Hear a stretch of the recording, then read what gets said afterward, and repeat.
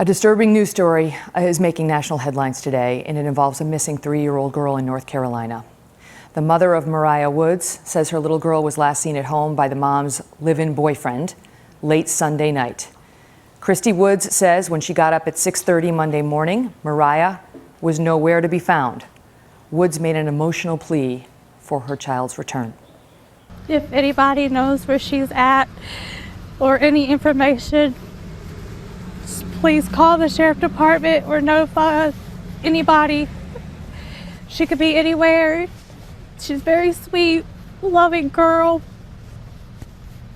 Long brown hair, blue eyes, goes by Mariah. She has walking difficulties. So please, if anybody sees her, she's 3 years old, please notify them. Mariah's biological father told a local reporter he does not believe his daughter was abducted. He says there were 4 people in that house: the mom, the mother's boyfriend, and the mom's 2 sons. He questions why no one heard the child being abducted. And at this point, there is no indication from authorities that there is a suspect or person of interest. Casey Jordan is a criminologist. She joins me now. Casey, good to see you. Good to be here. So there's no suspect. The sheriff won't even say if there's a person of interest in the case. And that is a good point about how no one would have heard a 3-year-old being abducted. And we just don't see 3-year-olds snatched out of their homes in the middle of the night where 4 other people are sleeping, no signs of forced entry. And again, as the mother pointed out, her daughter has a walking disability. She can only walk a few steps before she falls. So it's extremely unlikely that the child may have wandered out of the house and is lost in the woods. Although I will say, you know, as a mother of 3 kids, you could scoop up a 3-year-old in the middle of a sleep and emerge with them still asleep. You could, in theory, except most kids will wake up, most kids will be freaked out, start screaming and crying. To be with a stranger, they're going to cause a hubbub. The first few hours are critical. Critical. This little girl apparently went missing, or it was Sunday night. Yes. Into Monday morning. Yes.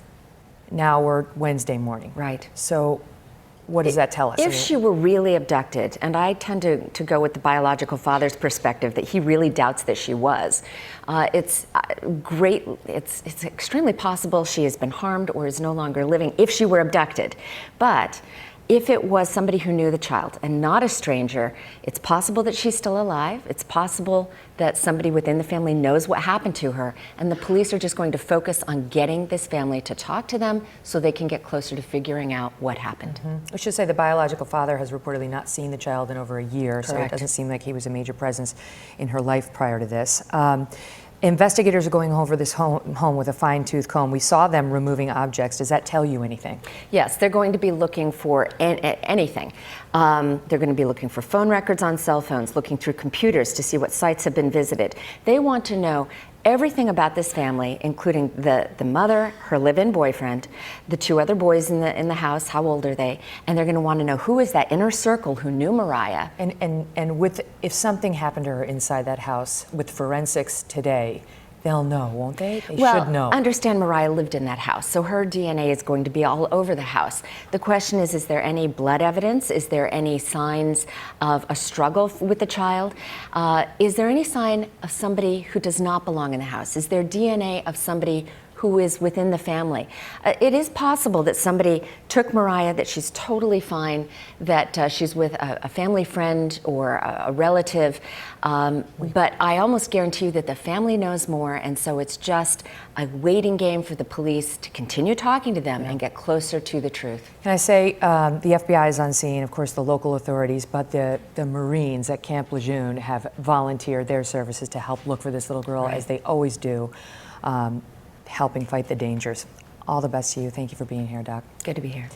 Casey, thanks. We'll be right back after this.